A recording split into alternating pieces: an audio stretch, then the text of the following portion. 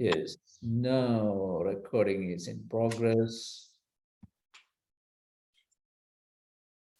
So, my dear friends, we are continuing from where we left off before Lent.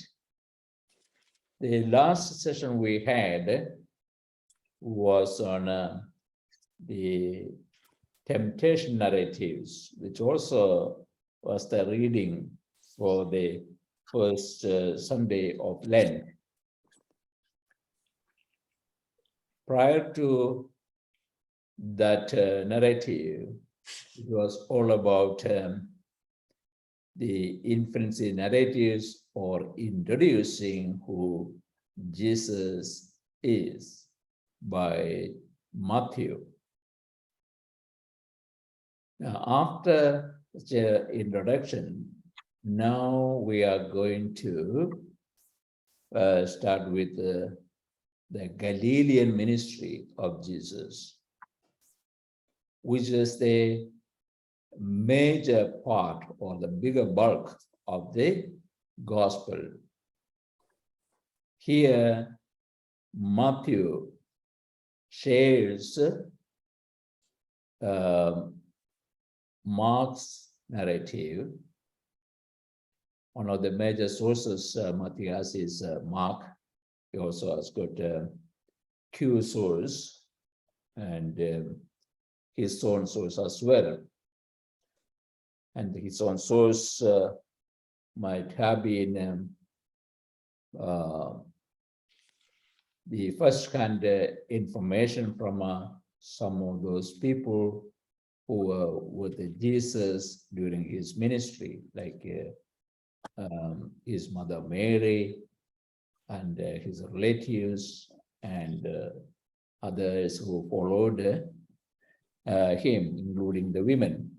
So we don't know from whom and what, but we can assume pretty well many of them might have been his Jesus' close associates. So we are starting a new phase, the Galilean ministry, and the Galilean ministry, according to one or some scholars' division, could be divided like this. The opening proclamation of Jesus' mission, the call of the first disciples. Jesus begins to preach and heal, a long teaching discourse, especially the Sermon on the Mount and the healing stories, sending of the disciples as missionaries.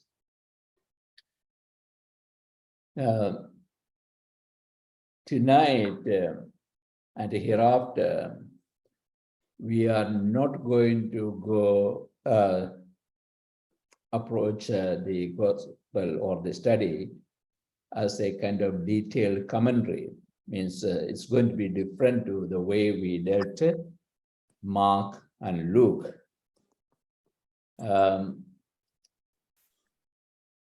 Luke's gospel we did in 25 weeks. And we don't have that kind of time with this gospel.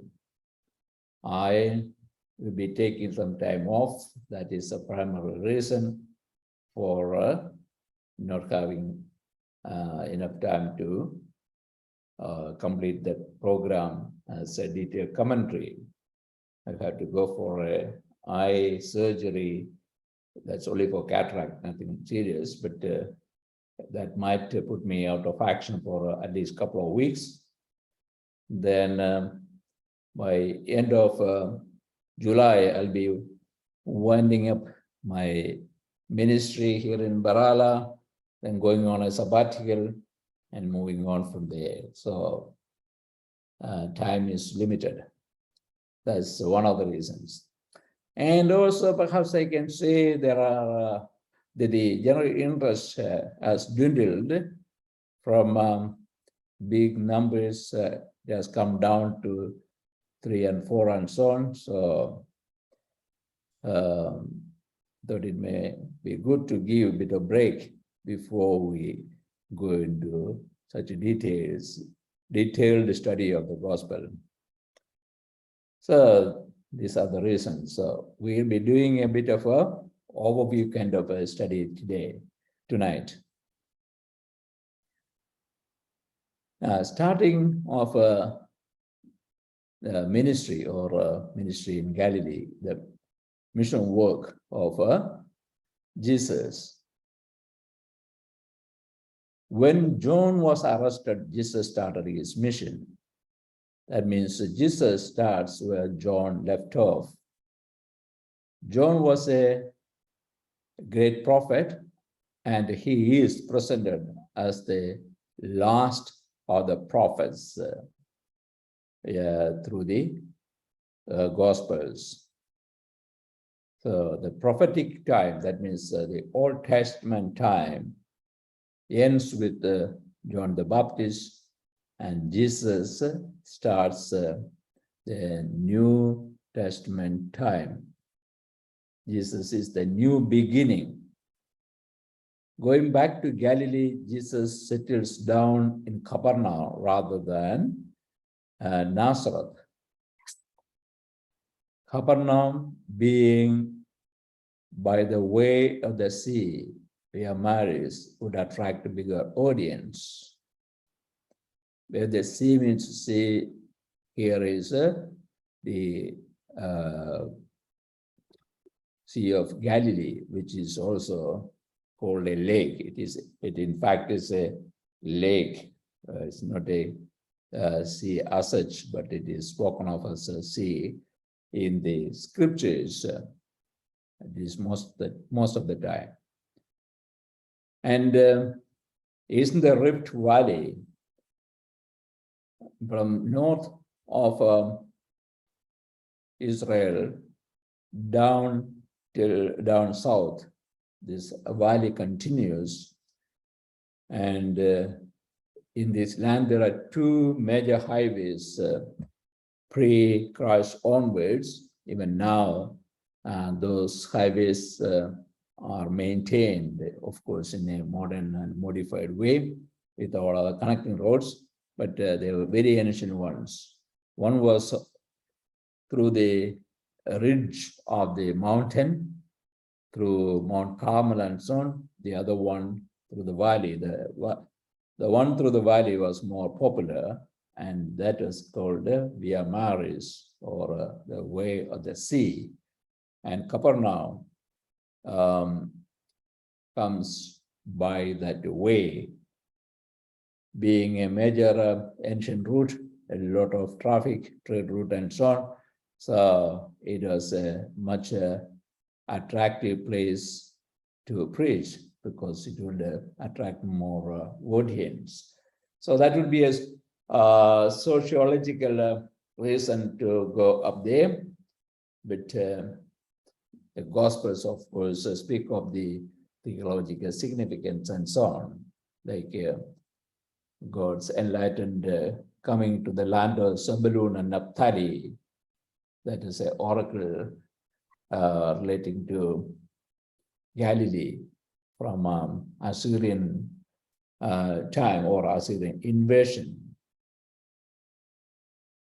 Zebulun and Naphtali were some kind of neglected or gone away from God. Now there comes the great Messiah to start his ministry. That's the theological significance of it.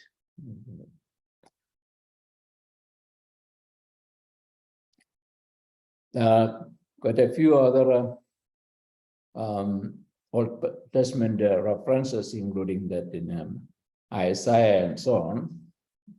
But I think I'll give this kind of overview rather than a detailed commentary. His ministry also has got calling of the disciples and making a team to work with him. It's not a one-man ministry or mission. It is a teamwork. And the core stories in the gospel reveal the nature of the discipleship. Jesus said, "Come and follow me." And they left everything and followed Jesus. In this respect, the disciples of Jesus were very different to the common understanding of disciples at that time. When you said disciple in those days, the initial thought would have been about the disciples of the rabbis, Jewish rabbis. In those cases, the rabbis applied to the, not the rabbis applied, the disciples applied to the rabbi, like these days, aspiring students would apply to the education institutions, schools and colleges and universities and so on, applied. So the disciples chose the master or the rabbi. Here in Jesus' case, the disciples did not choose him. The master, the Rabbi Jesus, chose his disciples. So to reverse the system, they were called rather than they choosing Jesus. Secondly, the response had to be a total commitment.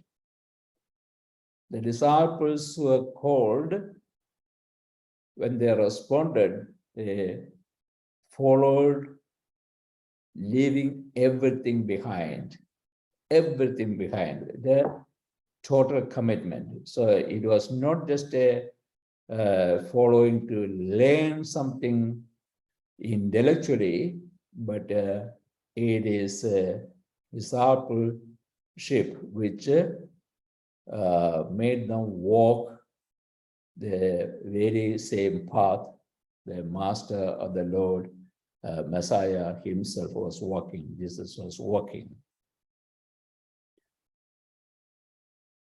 So it was no way the intellectual pursuit, but an active mission. The disciples of Jesus included marginalized people as well. Examples are, it included tax collectors with no religious Jew would have included, women ministers who followed Jesus from Galilee. Female following was not much coveted thing in the Jewish system, so that too was revolutionary. Mary Magdalene and Mary, mother of James and Joseph, and the mother of the sons of Zebedee. These are some of the names mentioned in the gospel.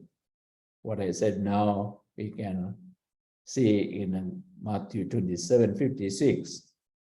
And Matthew also speaks of Joseph of Arimathea, was a secret disciple of Jesus, was part of the Sanhedrin. So the rich, the religious Jews, the ones on margin, the marginalized ones like tax collectors, women, they all were part of Jesus' discipleship. So you can see how revolutionary that was. Disciples were sent with a mission. We see in Matthew 9:36 to 11, chapter 11, verse 1. Before. They were sent with a mission, but that mission was only within the confines of Israel. They were not to go out to the Gentiles or Gentile territory. Matthew 10:5-6 reads like this: Jesus sent out these 12, instructing them as follows: do not go on a road that leads to Gentile regions, and do not enter any Samaritan town. Go instead to the lost sheep. Means a lost sheep of Israel. So his ministry was very much confined within Israel, and the disciples also were to confine themselves to Israel. That is up to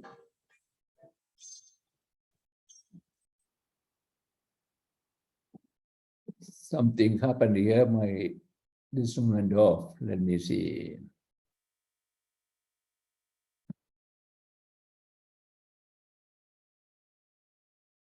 Can you hear me? We can hear and see the screen. Yeah, all good, sir. My screen went away. Let me see what happened there. Now, what do you see? Do you see my back? What's at the background? Calling of the disciples. All right. Yeah. So yours is Nature. right. Yeah. No, The nature of the discipleship. somehow my screen is not that. Let me see what happened there.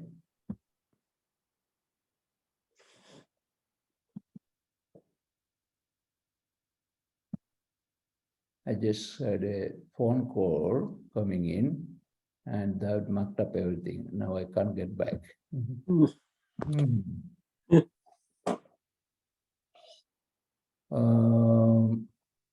Bear with me. I don't know. First blood Matthew, so I started now. Let me close on. I can see the icon here, but it's not doing anything.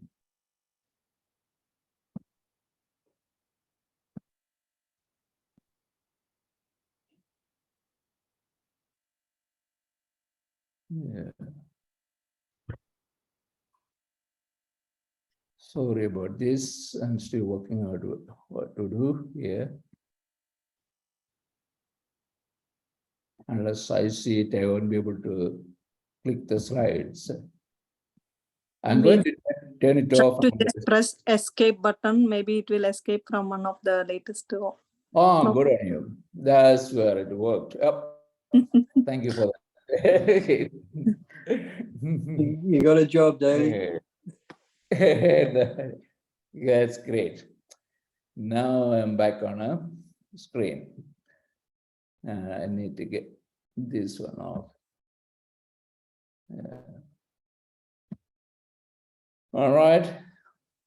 So where was I? I said until Easter, the confinement of our disciples' ministry to Israel was only up until Easter. After the resurrection, Jesus called everyone to Galilee, and there he told them, now go out to the whole world and proclaim the good news, what I taught you, teach everyone to do. Sorry, so the mission as it is narrated in the gospel was not confined to Israelites, but to take it outside Israel, they had to wait till after the resurrection experience, the Easter. Is that okay? Now let's go to the next one. Now, Jesus' fame spread through the whole of a region.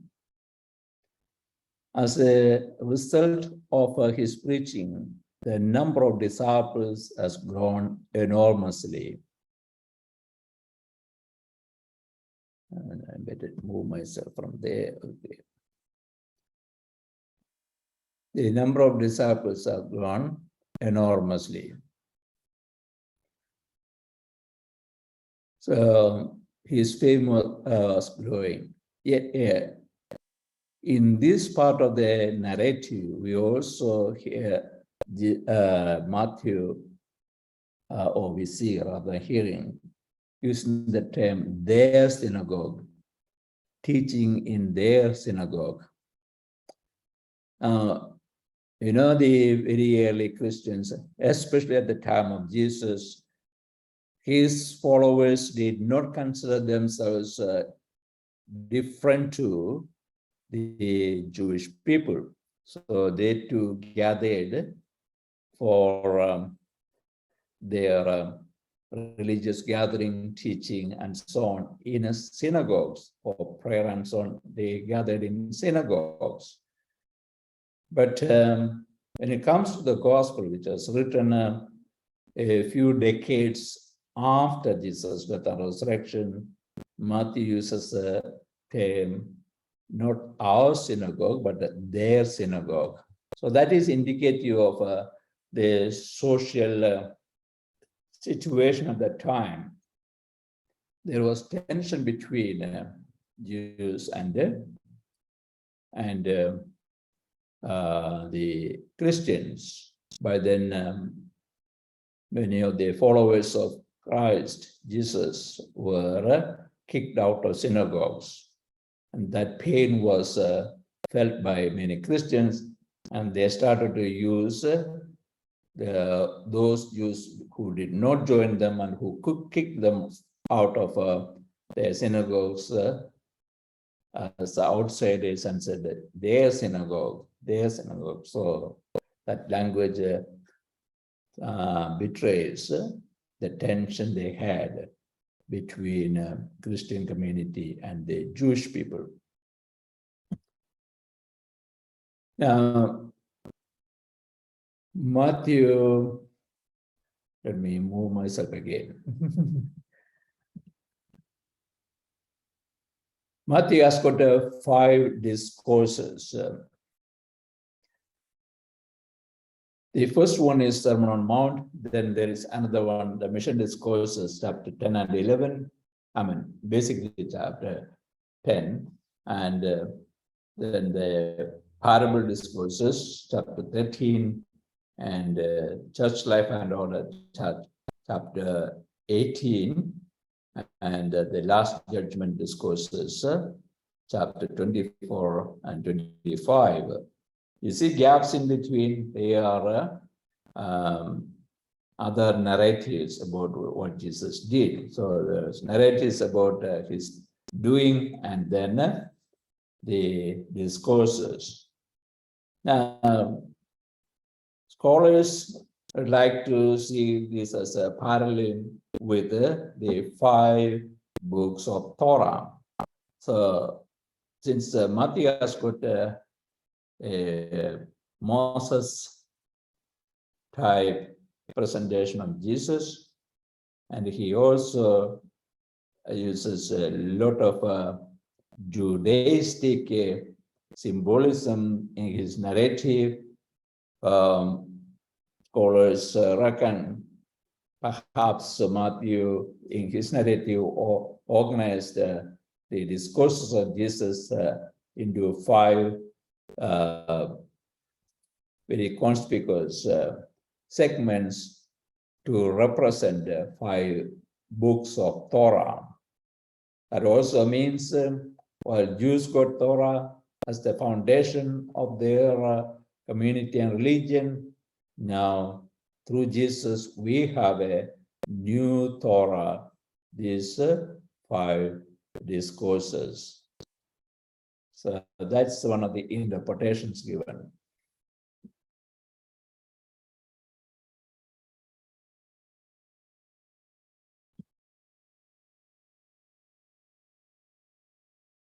The first narrative, first discourse is that of I'm sorry, let me put it this way. The first discourse is commonly known as the Sermon on the Mount. In the Sermon on the Mount, when I say that, you may think of the Beatitudes, that is in the beginning of the Sermon on the Mount. Beatitudes is the most popular part of the Sermon on the Mount. As soon as I say Beatitude, you know what I mean. In the Sermon on the Mount, when we take the whole of that sermon, we see Jesus reinterpreting the law. He said, the law of Moses is the foundation of the people of Israel. Now Jesus is the new Moses, and Jesus is the foundation of the new people of God. Hence, he reinterprets the law of Moses. The purpose of the Sermon on the Mount, the point Matthew wants to make is that Jesus is not giving a totally new law independent of Israelite tradition. Jesus is teaching how to fulfill the law. That means the way you understood and interpreted law is inadequate. That's what Jesus wanted to tell the teachers of Israelites. And not changing a dot or a comma in the law. Nothing is going to be changed, but you need to understand it properly. That's what it is. Therefore, we read in 5:17, chapter 5, verse 17, do not think I have come to abolish the law and the prophets. I have not come to take them away, but to fulfill them.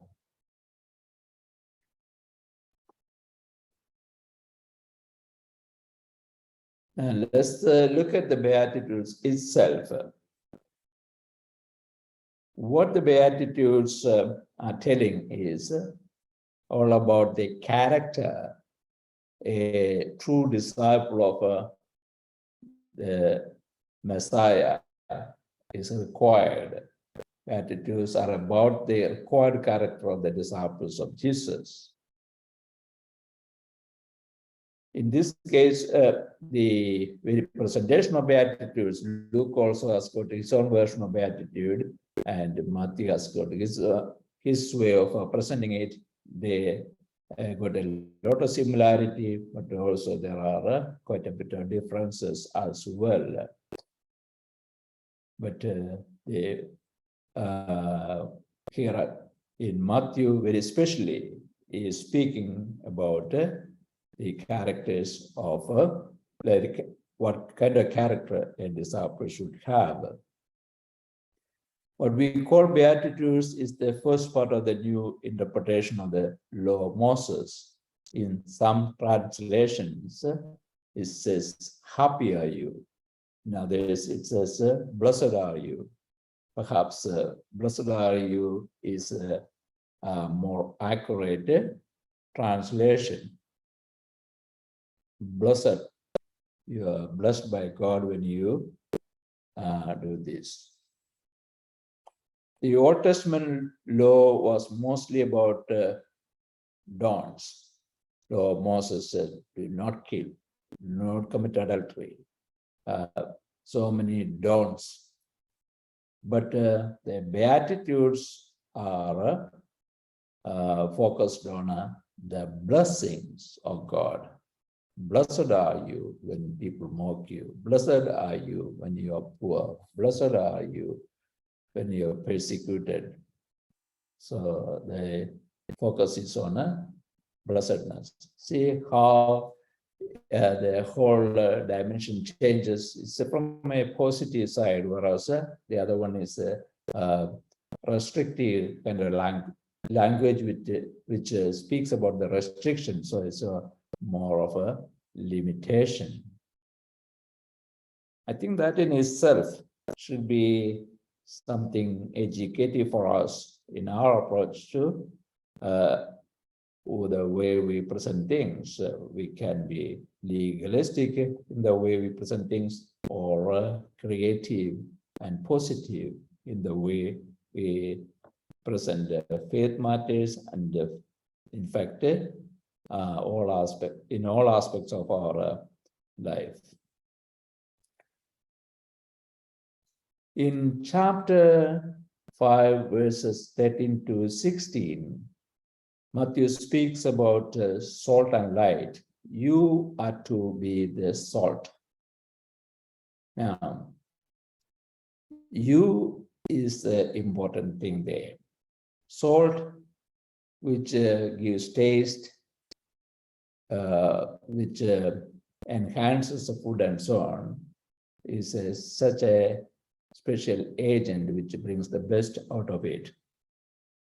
Now, who does that in your religious life? It is not the Pharisees, it is not the rabbis, it is not the Jews, but you, my disciples, are to be the salt. So that's the focus there. You are to be the salt of the earth. The light. The symbol light has a political twist.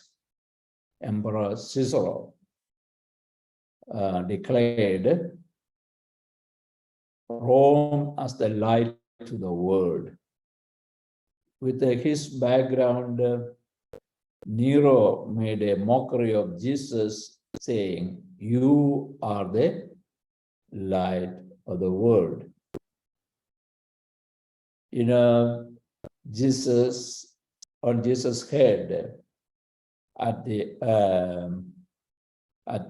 Passion, they put a crown of thorns. Most times we interpret that as a means of inflicting more pain on Jesus. Actually, it was a sign of ridicule rather than an instrument of inflicting pain. The thorns that come out are like a rays, from the headgear of the Roman emperor would wear as a light. So, mocking that emperor's crown with this ray of light, here they made a crown with the thorns and put it on Jesus. So that was more of a mockery rather than a tool of persecution or inflicting pain. And in this background where Rome was made the light to the world, Jesus is not Rome, is not any of those political powers who will be light to the world.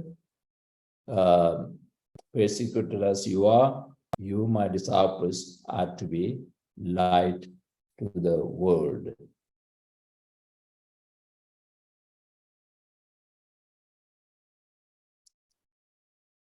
Now, following that, we see 6 antithetical statements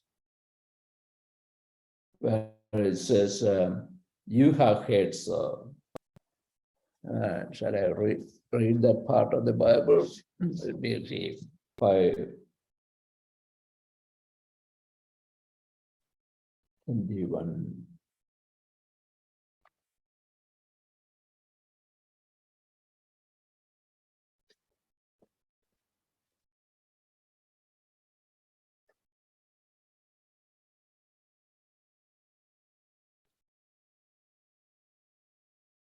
I haven't had it marked, so I got to find it.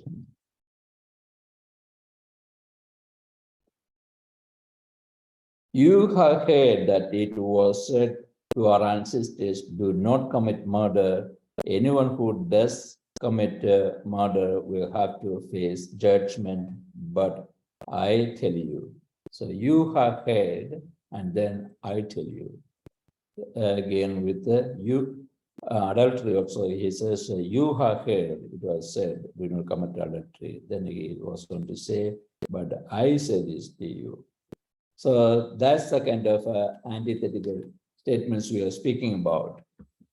6 of them, but anger, adultery, oath taking, and retaliation.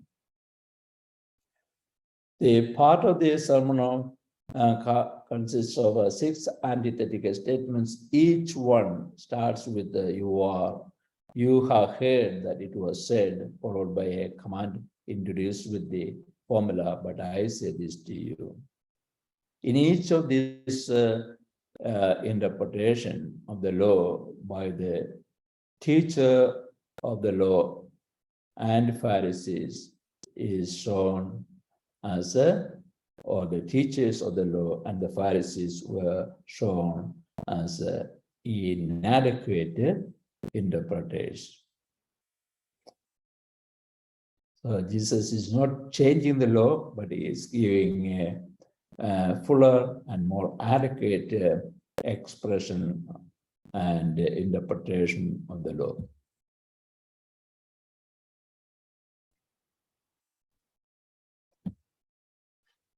Killing another person is the epitome of a broken relationship, or prohibits killing. Jesus' command is to diffuse anger and work on reconciliation before it develops into a murderous situation. In the Jewish tradition, the man only could divorce for his own advantage. In such a situation, out of a fancy for another woman, men could divorce their wives. Jesus taught that such divorces are no different to adultery. In or taking, you don't need to take oaths in every such kind of relationship, contract, and in the relationship and business, one got to be really transparent. He is asking for the transparency of a relationship. And the question of retaliation, it was thought that equal measure of retaliation is something justifiable, but that means the law allows for the principle of equal reciprocity. That's what the Jewish culture of that time followed, and he said that's not right. Jesus is teaching his disciples how to confront the evil. Jesus illustrates how non-retaliation is a strategy that breaks the cycle of violence between people of unequal power and status. You remember Jesus telling the disciples, if someone asks you to go 1 mile with them, go 2. And you know the background. The Roman soldiers were allowed to ask anyone to carry their luggage for 1 mile, but refusing to do that wouldn't get you anywhere because they are so powerful and they have the backing. But you can be shrewd and ingenious, and you walk 2 miles with the luggage, and then the soldier will be in trouble for making his subordinate to walk 2 miles carrying his luggage. So that way he'll learn a lesson, or he's taught a lesson. So be creative and how to confront the evil situation. So it's not a sense of powerlessness, but a new way of empowering. That's what Jesus taught. And when you think about it, how ingenious it is, clever and wise. Instead of perpetuating the evil, we break the cycle of it and promote goodness. At the time of the Gospel of Matthew, there was the question of how to treat the Jewish people who oppose the Christians. The answer is, if they are making your life miserable, love them as yourself and pray for them, because God treats the just and the unjust the same way. Don't treat them as enemies, but pray for them. Be perfect like your heavenly Father is perfect. Does not mean morally perfect. Here the perfection means completeness or a full maturity. You must remain completely loyal to the Lord your God, as it is said in the book of Deuteronomy, chapter 18, verse 13. So that's the teaching on how to treat the enemies.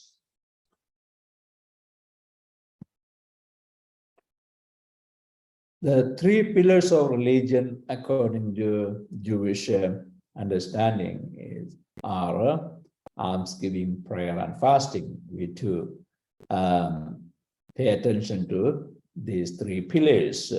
In fact, Lent is a time we consciously dwell on these three pillars of our religious life: almsgiving, prayer, and fasting.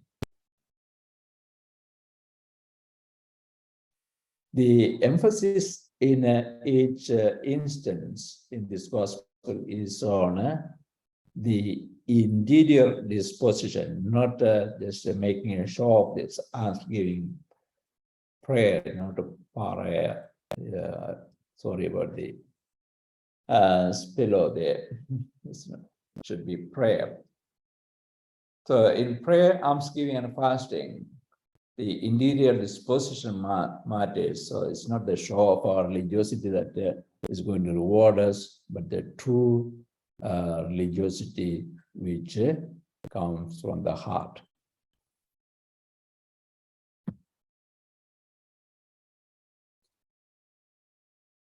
Then chapter 16, verses 19 to 34 is on various ethical teachings.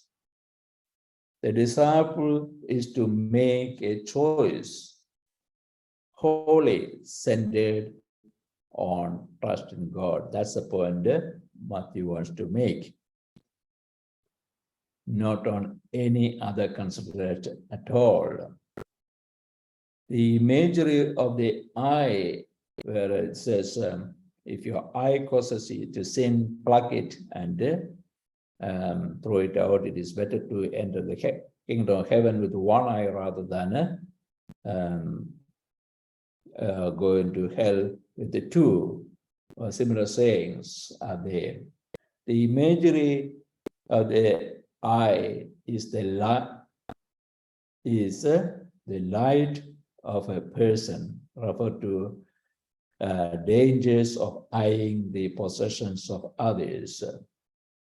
The disciple is not to be obsessed with the material possession. That's the point Jesus is trying to make, or the gospel is making.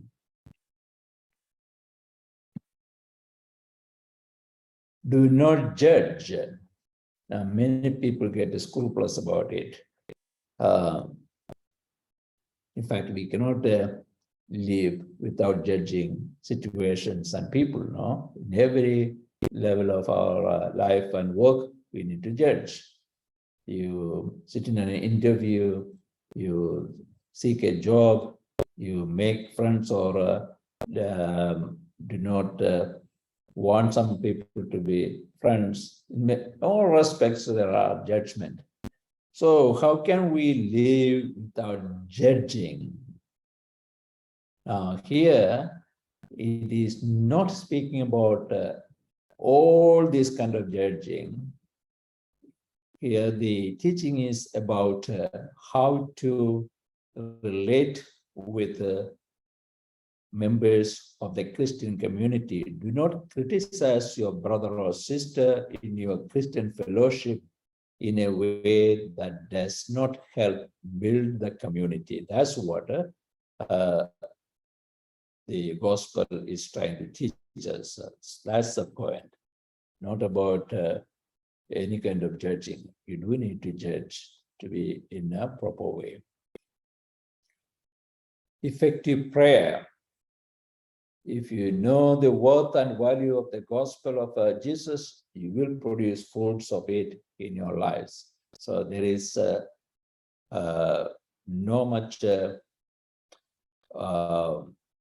value in just reciting a lot of prayers without producing fruits of it. A real prayer is accompanied by the fruits of a Christian living. So in short, it's the integrity of a Christian life. That's what is referred to there.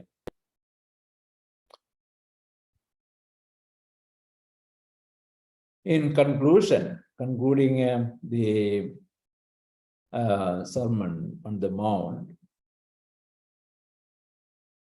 what is said is the true proclamation of faith requires appropriate action. Or, in other words, as I said, Christian prayers, Christian fasting, and Christian almsgiving, or Christian response in all aspects should be genuine and should have the integrity should be integral with our God experience as well as our profession of faith. That's what is asked for. So that's the Sermon on the Mount, and with that we finish one section. I think I'll stop at that for the night. This is the time for you to comment, make your own comments, and if you got any questions, you can ask questions as well. So it's your time now. Let me know. Yeah, I have a question, or not exactly a question, a reflection, to how to reconcile the part where the evangelizing and going out to with the second part of it, where you like to do things in private and in secret and not all those types of things. It's more a reflection than a question, but if you have something to comment on, that would be good. Yeah. We need to read like other passages here also, as part of the whole of gospel. So it's not only doing things in secret that the gospel is speaking about. In other parts of the gospel, it also speaks about you being the salt of the earth and light to the world. Let everyone see your goodness, and seeing your goodness or your love for the community and Jesus, that others come to faith. That's the point the gospel makes. So here it is not asking the disciples to restrict themselves to be a secretive society or a secretive religion. It is asking a disciple to be authentic in the prayer and response. Don't do it for a show. Don't make it a simple show to get people's applaud and appreciation, but it should be genuine, a genuine relationship with God. Yes. Any other comments? Yes, Father. When you were talking about the Beatitudes, we're saying like Matthew used the same dynamics of Moses, like Moses come down from Sinai with the law, and now Jesus is going up to the mountain and give a new law, not like maybe fulfillment of the law. Yes. Yes, one of the things Matthew does, as he said, is the type of Moses. Jesus is presented as the new Moses, so that Moses typology is quite well used. Another Old Testament type Matthew employs is that of Isaiah. So in another session, I shall speak a little more elaborate on the Moses typology and Isaiah typology. Okay? You're right. And also the Old Testament law was saying, if you do this, you will be like blessed. If you would do this, you will be punished. But I remember I listened to the sermon by Pope Francis in the Middle East. When he went there, he was talking about the Beatitudes. He said Jesus didn't say you will be blessed. Jesus said, blessed are you who are who are in spirit. Everything is in present tense. Whoever heard that? No, Christians, nobody was there. Oh, everybody. It is for everybody. But everything in the Beatitudes and Sermon on Mount, Jesus is saying in present tense, like blessed are you, whatever it is, like everything is presented as a present tense. It's not nothing we are going to achieve later. It's already achieved by Jesus, and we are the like what fruits. No, we have to live, fulfill that. Yes. Yeah. This kingdom of heaven, what is it? Where is it? When will it come? This is a question asked, and all Gospels, the Synoptic Gospels speak of it directly, and John perhaps indirectly. But all four Gospels make a point that the rule of God or the kingdom of God starts here and now. So we are not just waiting for our death to enjoy the kingdom of God. We start the experience of the kingdom here and now.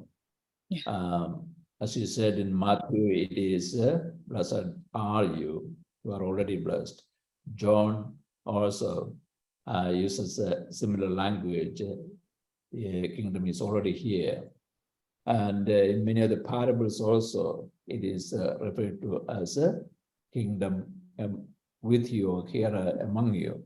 But still, we unconsciously think of and speak of a reward that is waiting after our death. Kingdom as the reward waiting after death. We don't have to wait till then.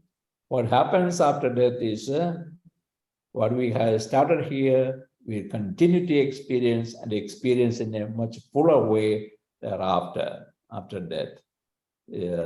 But it already starts here and now. You are right. That's a message.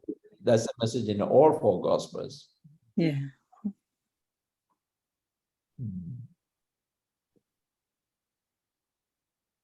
Any other points?